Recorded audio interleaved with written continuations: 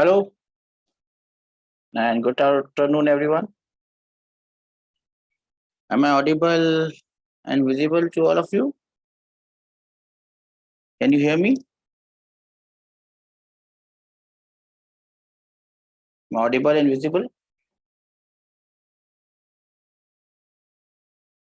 May I know whether I'm audible or visible? Can you see me or not? A wave of hand or anything will help me in finding out whether I'm audible or visible. You can hear me? Anyone?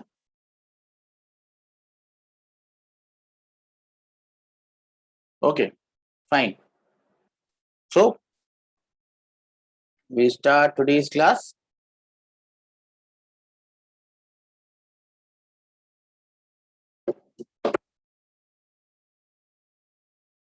With what we had done in the previous class. I think in the previous class we were doing work done by force, and I gave you a formula for work done by force, and that formula was work done by force is integral of fx dx plus integral of plus fy dy plus fz dz. Do we remember this? That was a formula that we had derived, and we had seen that we can use it for conservative forces. We can use this formula for conservative forces when we don't have uh, anything that is a non-conservative force. We can use this formula. Then we came to the point that, sir, how will we understand whether a force is conservative or not? Do you have any idea? Did you find out whether a force is conservative or not? How do you find out whether a force is conservative or not? Any idea anyone has? Well, if you can find out this one,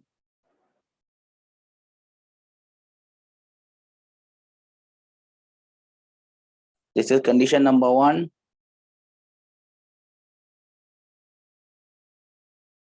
This is condition number 2. And this is condition number 3, where this delta stands for partial derivative.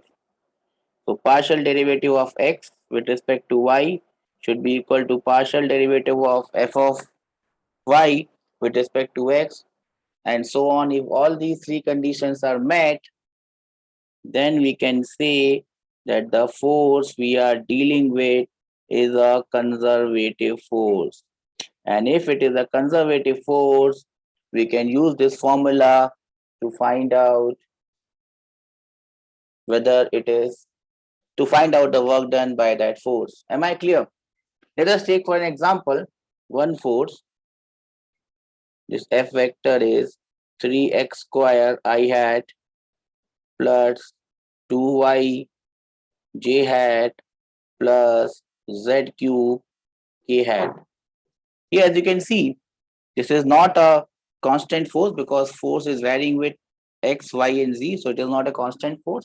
But you can see this term x only comes with I, this term y only comes with j, and this term z only comes with k. Even without calculating anything, you can say that this force is a conservative, because if you find out the partial derivative of x with respect to y, I know that you know the meaning of partial derivative. Partial derivative of x fx with respect to y means what? You have to only consider y as variable, rest everything is a constant. Partial derivative with respect to x, only x is variable, rest everything is constant. Partial derivative with respect to z, only z is variable, everything else is a constant. Now if I find the partial derivative of 3x square with respect to y, it will be 0. If I find the partial derivative of 2y with respect to x or z, it will be 0. So all of these three terms, if I find out, will be 0, 0, 0, and hence this type of force will always be a conservative force. Do we understand this? Can I have some raised hand that we understand this, sir? That any force of this nature or any force you can find out whether it's conservative or not with these three conditions. Can I have your raised hands that we understand this, sir? When you tell me with your raised hand that you understand this, to find out whether a force is conservative or not. Let us take one more example of a force and find out whether it's a conservative force or not. I'm very particular about color, so I must use blue. F. Now look at this force. 2xy I hat plus x square j hat. Let me not put the term of y. Let me not put the term of k. So there is no k, so you don't have to differentiate. You don't have to do step number 2 and you don't have to do step number 3 because there is no k. You only need to check one thing. That is step number 1. Equation number 1. You find the partial derivative of fx. So you have to find del of fx with respect to del of y. Del of fx is partial derivative of 2xy. I'm writing integral sign and I'm writing partial derivative. Partial derivative of 2xy with respect to y. 2x is a constant, y is a variable, derivative of y with respect to y will be 1. So the partial derivative of this thing will come as 2x. Partial derivative of fx with respect to y is coming as 2x. If I could now find out the partial derivative of f of y with respect to x, partial derivative of f of y with respect to x, so I have to differentiate partially this with respect to x. So this is the partial derivative of x squared with respect to x. The only variable is x, so the derivative of x squared will be 2x. As you can see, 2x and 2x both are same, and hence this force becomes a conservative force. This force becomes a conservative force, and hence we can find out the work done by this force by the equation which I have written here, because it will not depend on path. When I have raised hand that we understand this.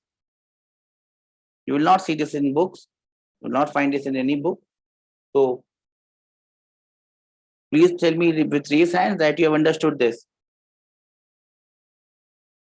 Vijesh understood. What about Dikshit, Ashrit, Sai Teja? Have you understood? Bhojaraju, have you understood this? What I have done here? I found out whether a given force is conservative or not, and now what I'm going to do is find out the work done by this force. And I think this was the question that I gave to you.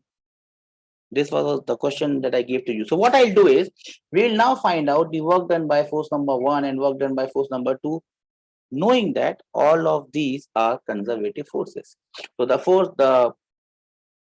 first force was, question number 1, the first force was 3x squared 2y z cube. So the force was, so the work done was integral of 3x squared dx. It can be integrated easily, plus you can now separate it, 2y dy. It can be integrated very nicely, very easily, plus the last integral is z cube. It has to be integrated with dz. You can integrate it. The value of x, the limits of x will be given from where to where you need to do it. The limits of y will be given. You can simply integrate this and you will get the answer for question number 1. This was the previous slide section. This was the first force. 3x square I 2yj z cube k. This thing is flickering. Okay, 3x square I 2yj z cube k, and it can easily be integrated as we have seen. It can easily be integrated. Just give me some time. I'll just try to check this one out. What is happening with this video? Meanwhile, I just adjust my video. You just have a look at how I have done this. That's how I have done this. Let me set this one out. What's wrong with this?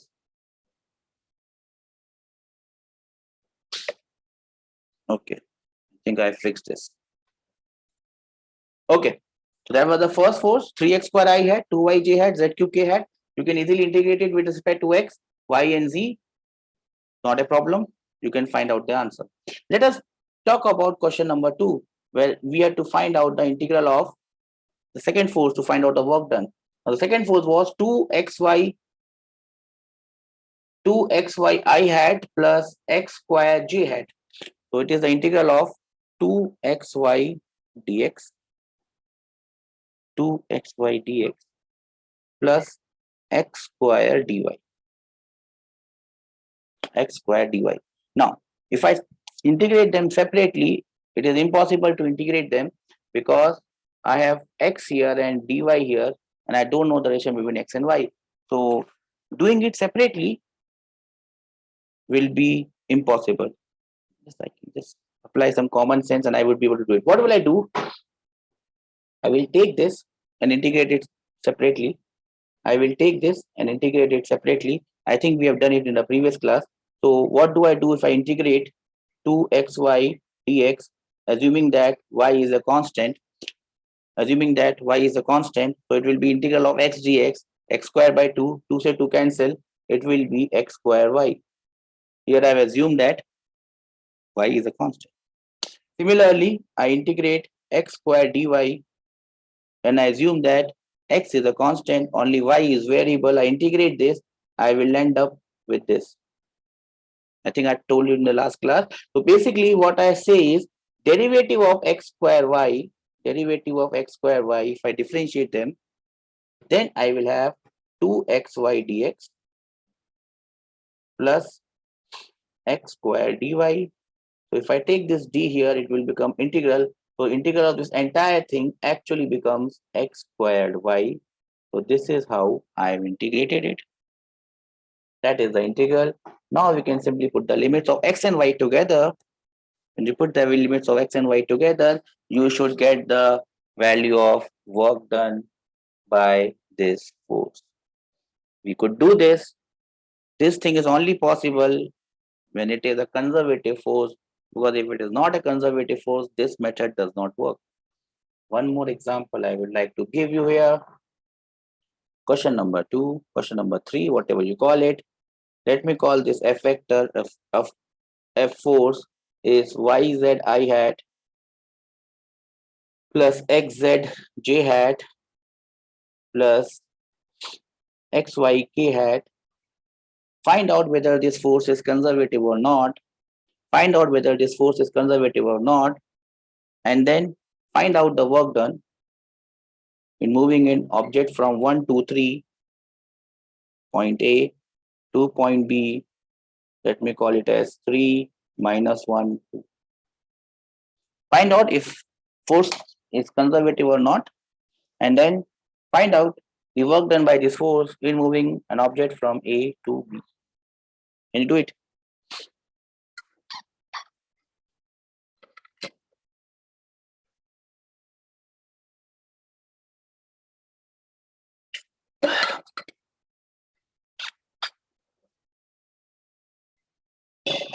Okay. Whether this force is conservative or not. Yes or no? I will leave that test to you. You should be able to find out whether this force is conservative or not. I know that this force is conservative. So this is definitely a conservative force. How will you find out whether it's conservative or not? Then go back to the slide. Check these conditions, number 1, number 2, number 3. All of them will be coming same. So this is a conservative force.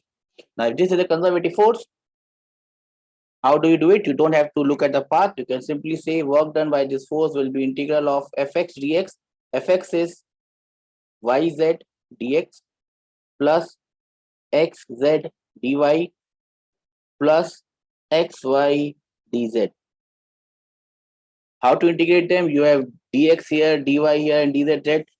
You just take them separately and see what is the integral of each of them, assuming the other two are constant. And when you see all of these will have the same integration, the integral will be x, y, z. When you integrate all of these three, assuming the other two to be constant, you will get x, y, z. So basically they are saying that derivative of x, y, z, if you find the derivative of x, y, z, it is definitely first two functions into derivative of the third one plus first and the third one, derivative of second one, plus first and second one, the derivative of third one. So basically, if I take d here, if I put integral here, integral of this entire thing becomes xyz. So this is simply xyz. And now you put the limits of all the three terms together, starting from 1, 2, 3. The lower limit is 1, 2, 3. The upper limit is 3, minus 1 and 2. And this is how you can get the answer to this one. Do you understand this? Can I have some reason that we have understood this? Do you understand this?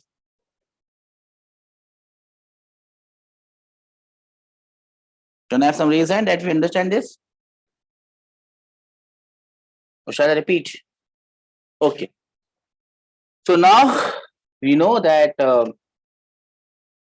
this is how you can find out the work done by any conservative force.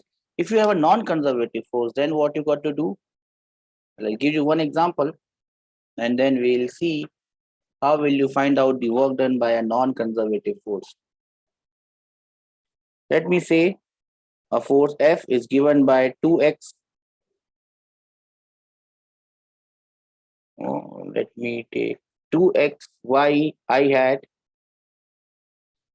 plus x j hat. This is some force. You have to find the work done by this force, and let us say from where to where you have to find the work done. So I'm giving you the points. You have to find the work done.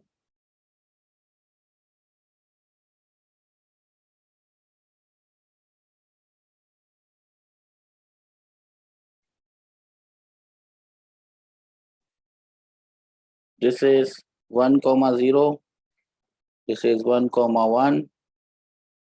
This point is B. This point is C. This is 0, 1. So you have to find the work done by this force from A to B. You find the work done by this force from A to B in 3 paths. Path number 1 is this path from O to A and A to B. This is path number 1. Path number 2 is the green path. First you will go from O to C, and then you will go from C to B. This is path number 2. Path number 3 will be the straight path like this. Now remember, looking at this, we can find out that this is a conservative force. This is not a conservative force. Work done will depend on path. Your turn. Can you find out the work done by this force? And how will you do it?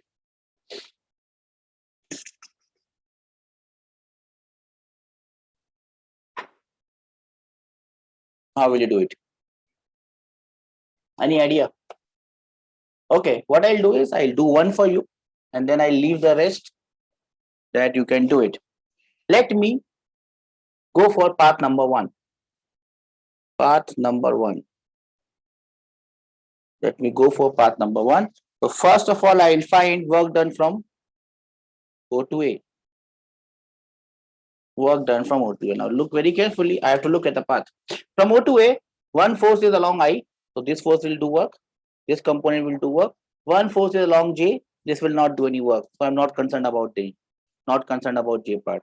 The only thing that I'm concerned about is the X part, the I wala part, which is along X axis. Now in this we have 2 times X into Y. It's a variable force. But as you can see, the value of Y in from O to A, the value of Y is constant, is 0. In fact, the value of Y is 0. This Y is 0 from path O to A. So this force basically becomes 0. The work done from O to A by this force is going to be 0. Do we understand this? Can I have some reason that we understand this, sir? From O to A. Right. Okay. Let us come to A to B. Let us come from A to B. A to B is along Y axis. So this x-axis wala force wala component will not do any work because they are perpendicular. Forget about it. Now let us look at y-axis. Y-axis ka wala force is x into j. Now x is a constant and x is equal to 1 from A to B. X is equal to 1. So this force is simply 1 in the upward direction. 1 Newton in the upward direction. 1 Newton in the upward direction. Are we getting this? This force which is doing work from A to B is 1 Newton in the upward direction. Can I have some raised hand that we understand this, sir? 1 Newton in the upward direction. And the displacement is also 1. So 1 into 1, the work done will be 1 joule. Do you understand this? Raise hands. So the total work done from O to B in this path is going to be 1 joule. Yes or no? Yes or no? Raise hands, yes or no? Good. Let us now do one more path. Let us do path number 2.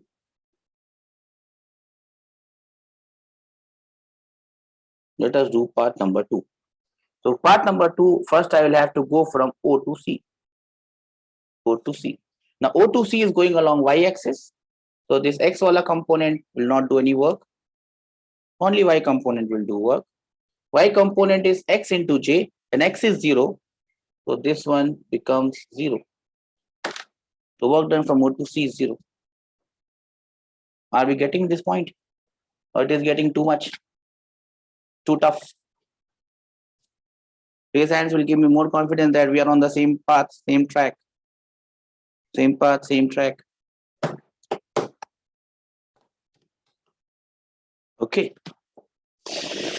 Now let us go from path C to B and see if you are doing things with example, conservative forces with example, to understand that they are part dependent. I mean, they are part independent and non-conservative forces are part dependent. See, it is going to come right now. From C to B, we are moving along x-axis. So this J component is useless. Take out this J component. Look at X and Y. It is a variable force, but Y is a constant, right? Y is a constant and Y constant is 1. So it becomes 2x. The force becomes 2x. So we integrated dx and x is varying from 0 to 1. Are you getting this? Are we getting this? Are we getting this? Calculate the integral. X dx ka integral is x square by 2. 2 so 2 will get cancelled. So it will be x square. Integration from 0 to 1. And the answer would be 1 joule. And what do we find here is it is coming same. So we might think, sir, even if I go in this path or even if I go in that path, the answer is coming same. The answer is coming same because we are lucky. Nothing else. The answer is coming same because we are just lucky and nothing else. Okay. Now, can you do the third path? Can you do the third path? Third path, which is straight path C. Which is straight path C. Path C or path 3. Can anyone do path 3?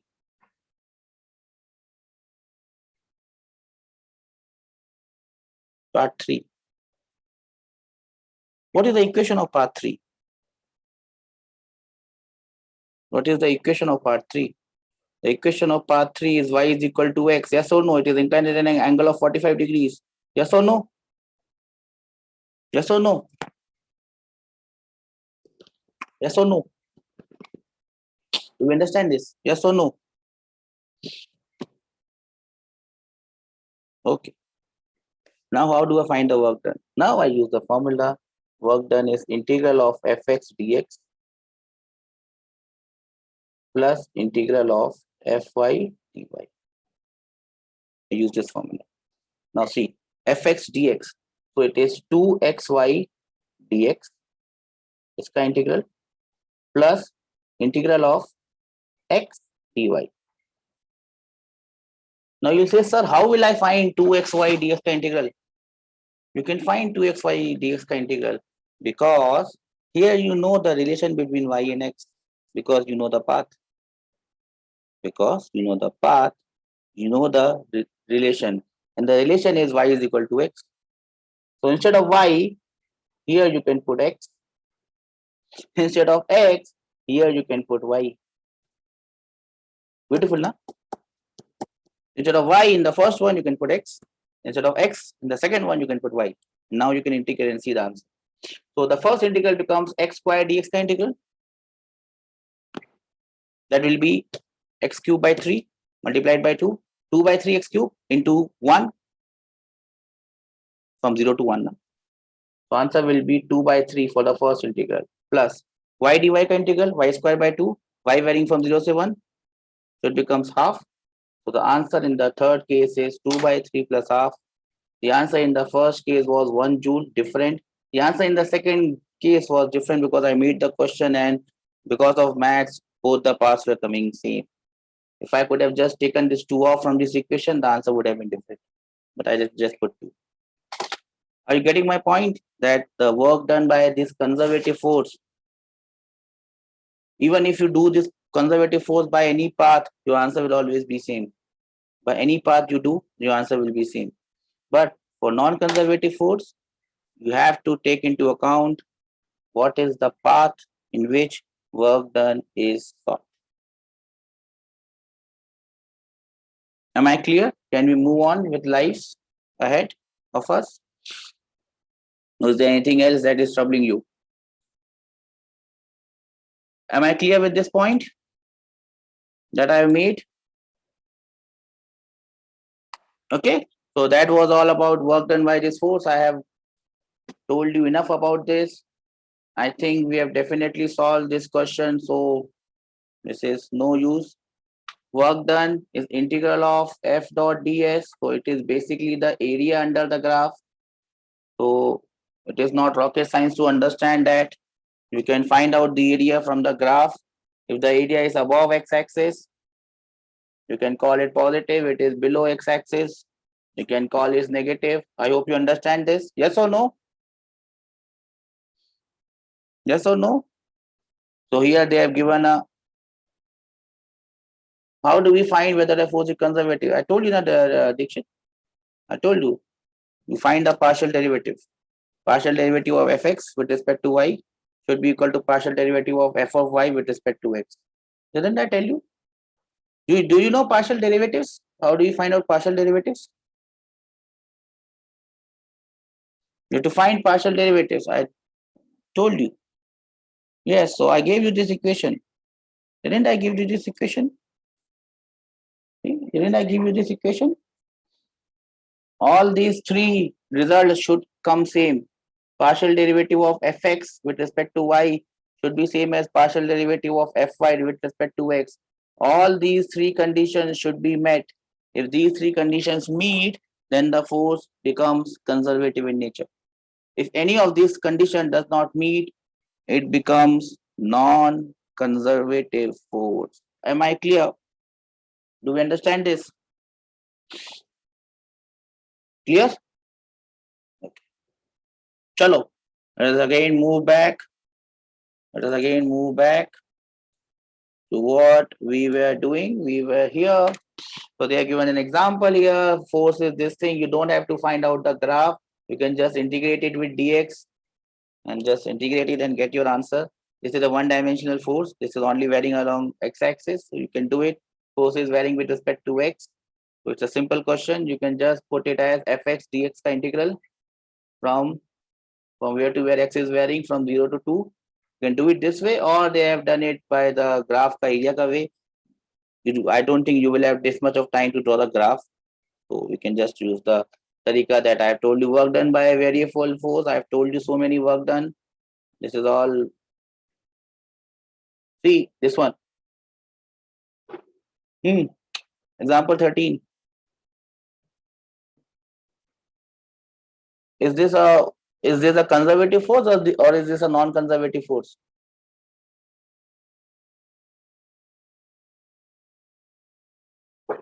Is this a conservative force or is a non-conservative force? Xi plus 2y. I told you if x is coming only with I and y is coming only with j, it's a conservative force. So you can straight away use the formula. Remember this or not? Conservative. Yes, Dikshit. Well done. This is conservative, so you can straight away use fx dx plus fy dy integral. Don't have to do anything else. Okay. Now, this is very simple. A time-dependent force is applied. You have to find the work done by this force. I hope you can do this. Work done is F dot dx. F co is written in terms of t. Then dx is written in terms of v dt. So you can solve it. You can find velocity as a function of time. You can also do it this way. So whenever something is given this way, you can use this formula. F work done is power, integral of power into dt. You know this? Did I tell you this? No. Good that I did this question. Did I tell you this formula of work done by this force?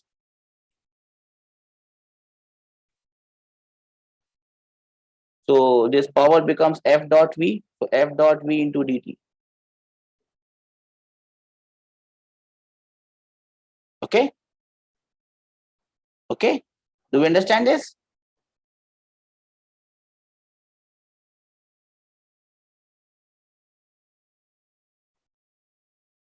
So you can use this.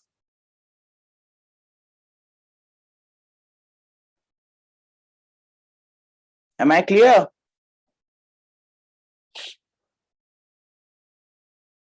Do we understand this or not?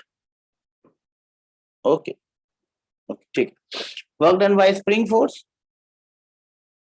Work done by spring force is k square by 2. You know this, right?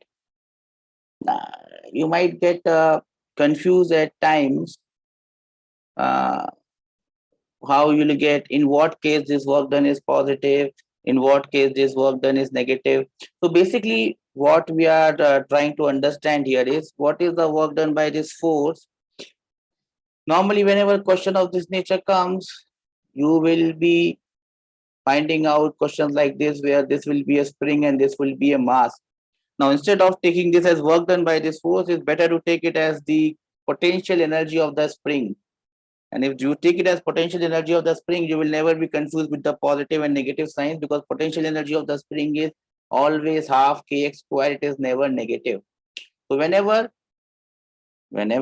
you are encountered with a problem of finding the work done in case of a spring, do not take it as work done for the spring. It is always better to take it as potential energy of the spring, because then you will not be faced with this problem of plus and minus.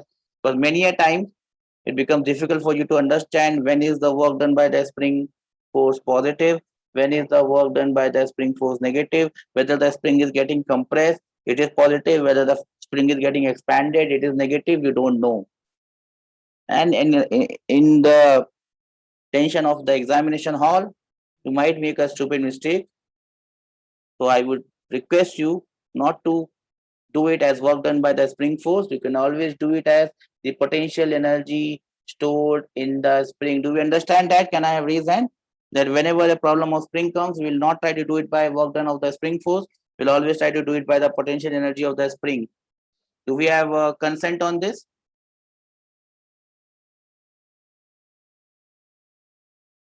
Okay, great. Work done by constant forces. I've told you all the constant forces are conservative forces. So you can straight away use that formula. It does not depend on path. So you do it this way or you do it this way. Same answer. So work done by gravity will be mgh. You know that. It's very simple. Work done by tension of a string. We have already done that. Right? Done that or not? We had used this. We have used this principle in finding out the relation, constraint relation between this block and this block. Do you remember that constraint relation? Can you tell me what is the constraint relation between this block and this block? Assuming that this block is going down and the other block is going up. What is the constraint relation? Right. In fact, this is the question that they've asked. The velocity of block A of the system is VA at any instant. Calculate the velocity of block B. So this is moving with the velocity VA downwards. What will be the velocity VB upwards? Can you tell me? How will you find it out?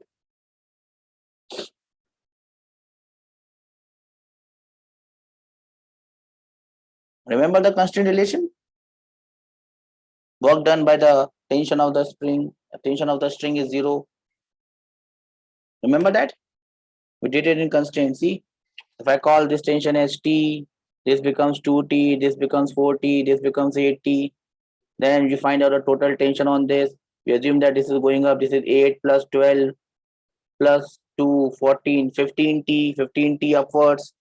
T is also upwards, it is also upwards. So 15T multiplied by X, the velocity of B. And this is T downwards. So minus T into velocity of A. So you will have this velocity of A is 15 times the velocity of B. We got this? Do we understand this? And this is the best way to find out the constant relation for this type of questions. Do you understand this? I'm not getting any responses from your end. Do you understand this, everyone? This is the way I told you to find out the string constraint. Yes or no? Brijesh has raised hand. Brijesh understands this probably. What about the others? Jayant also remembers it. Okay, that is good.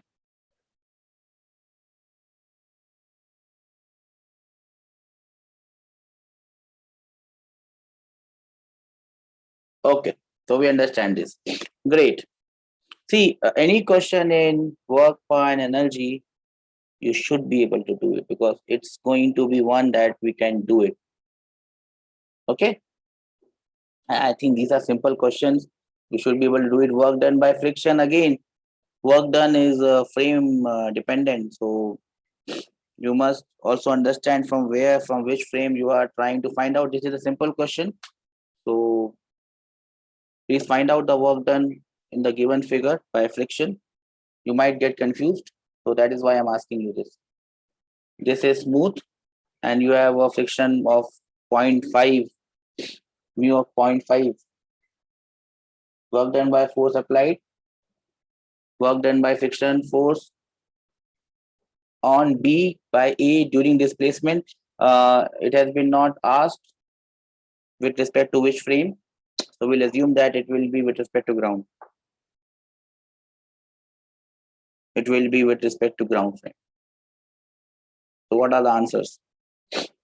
Work done by applied force during the displacement. Applied force is 200 newtons multiplied by this positive work done. It is very simple to get it. Right? Again, here is a small problem in the question.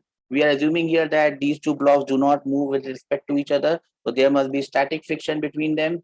Now they have not told whether the static friction is maximum or not. You have to find out whether it is maximum or not. Have they assumed it to be maximum, or they have done something that would have told you? I told you, if they have to move as one system, take them as one, find out the maximum acceleration, and then find out from that maximum acceleration what is the force acting on the block. If it is less than the static friction, they are moving together. If it is more than the static friction, then the blocks must be moving apart, different from each other. And as I can see, what they have done, total mass is 20 kgs, total force is 100 newtons, so the acceleration will be 5 newton. And if you put that, the total acceleration will be 5 meter per second square, and if you put that 5 meter per second square, you will get the value of Fs as mu mg. Do we understand this? Can I have some raise hand? Have we understand this? Well done. See, that is how we put into use what we had done in the previous chapter here. You can remember it. That is where you can excel with respect to others. So yeah, they found out the value. They move together. So work done by A on B or B on A. They are giving the answer as 0. But again, they have given the answer 0 with respect to what? Work done by internal static friction is 0. Net work done is 0. See, now since this problem has come, let me elaborate more on this problem. Now, if I am sitting on ground, remember, I am sitting on ground. What do I see? I see that they both move together.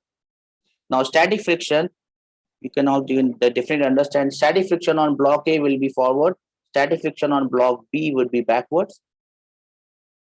They are moving together. Both of them are doing Both of them are getting displaced by the same amount. The displacement is same. On block A, static friction is doing positive work. Same work in the negative is being done by static friction on body B. So work done by static friction in this case on body A is positive. Work done by static friction on body B in this case is negative. I'm standing from here. Total work done, which I will see, done by static friction, which is again an internal force, is 0. Do we understand this? Work done by static friction, which is an internal force, is 0 with respect to ground frame. With respect to ground frame. Now let me get up and get on the frame of this body. And now let me see what is the work done by static friction on block A. Now when I'm standing on block A and block A and B are moving together, I don't see any motion. I don't see any motion. I don't see any displacement. Work done is dependent on the frame of reference. I don't see any motion. I don't see any displacement. So work done by block A on block B is 0. Work done by B on A is also 0. Net work is still 0. Are you getting my point? Net work done by static friction is 0. Getting my point? So remember that. Okay. Chalo.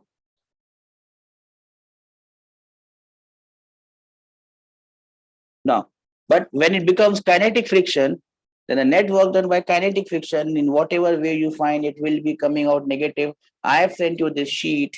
I think try to do problem number 28, which is based on a similar principle.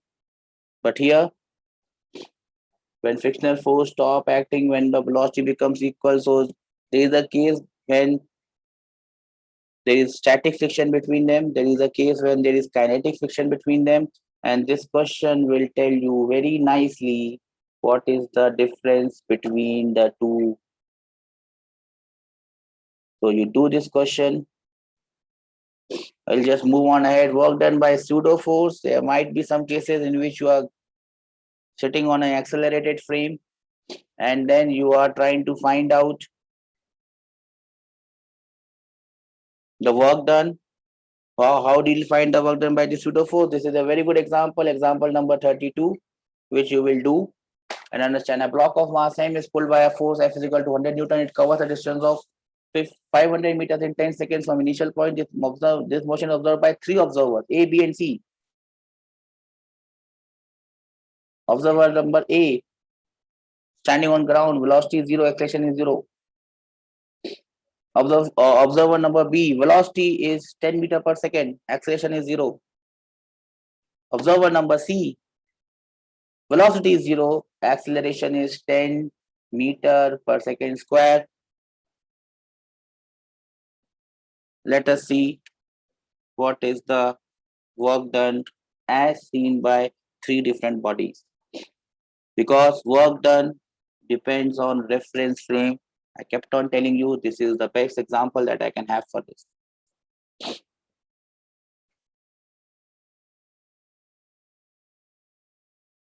Do we have this? Work done with respect to A. A is not moving, not accelerating. He will see the total displacement as 500 meters.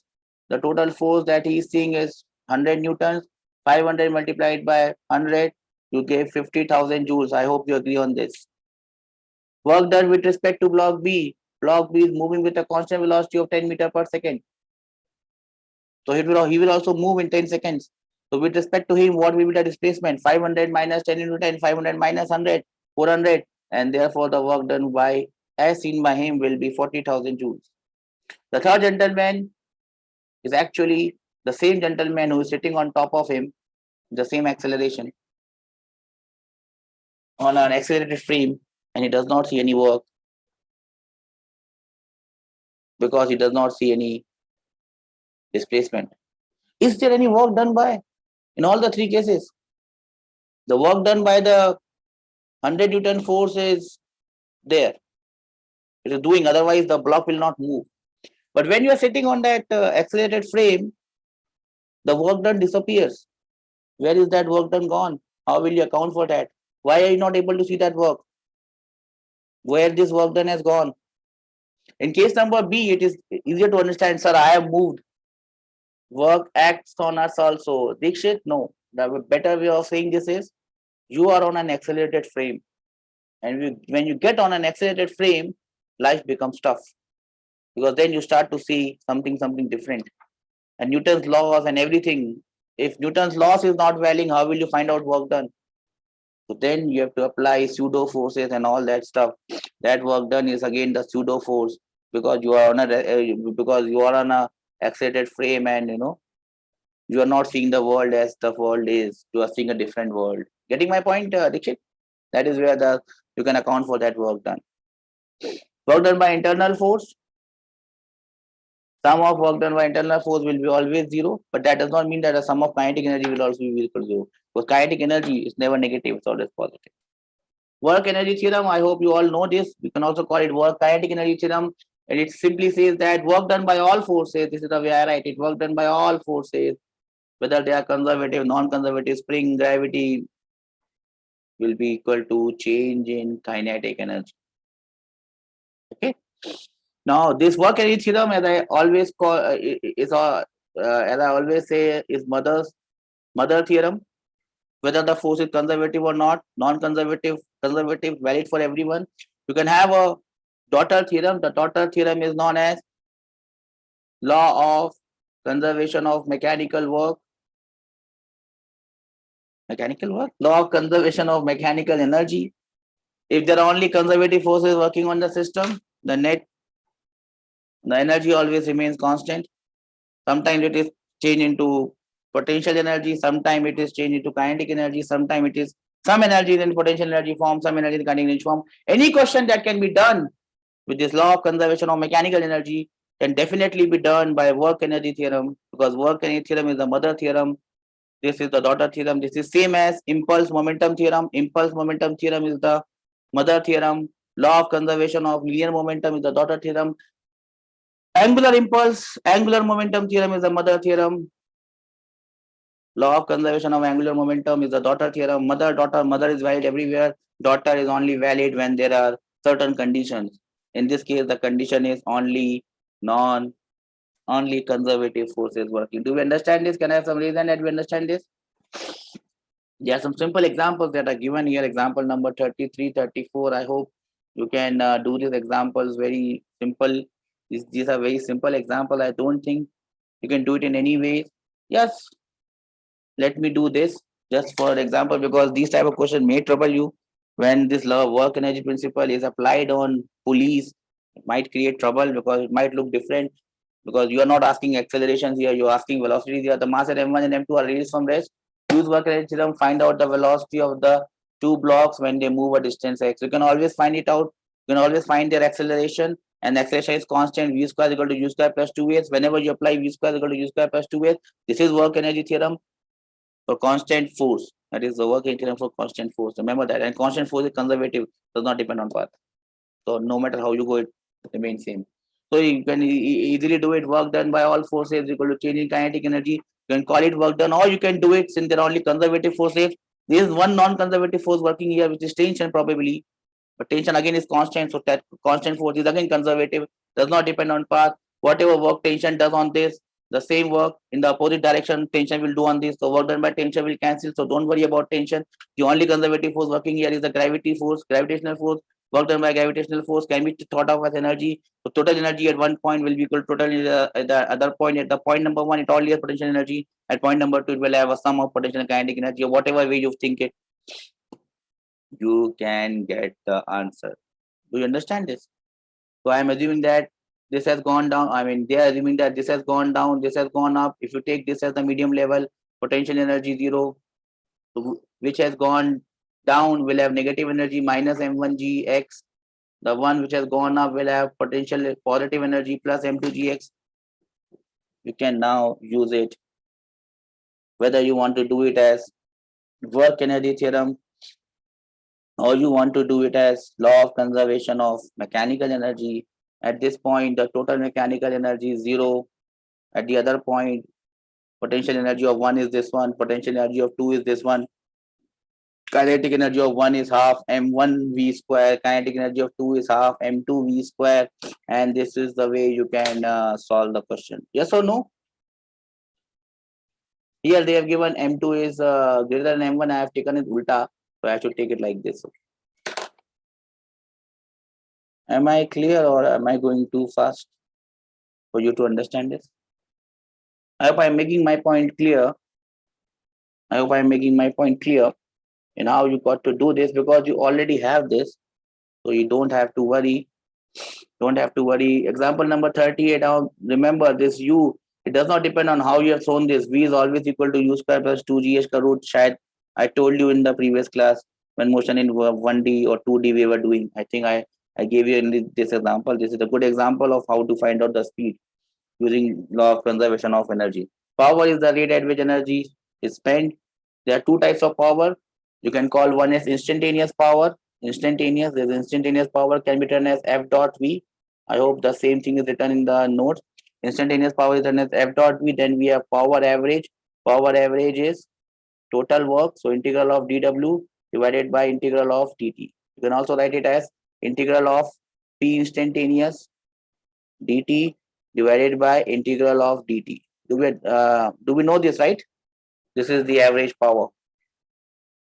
This F dot V is the instantaneous power. I hope it is written like this. This is instantaneous power. And this one is average power. I think average power is mentioned. Units of power, you know this, so there's no point of going through this. This you should be able to do it. You can do this one. Example number 41. A stone is projected with the velocity at an angle theta with the horizontal. Find out the average power of gravity during time t. Total work divided by total time. So you find out the total work done by gravity divided by time t. Instantaneous power due to gravitational force. Instantaneous power के लिए you must do F dot V. Gravity force is always downwards minus mg into j hat. Velocity at any point is v cos theta I hat plus v sin theta j hat. You just dot it and you will get your answers. Don't worry. Don't take any tension. When is the average power 0? When is the average power 0? Average power 0. How will you get average power? 0.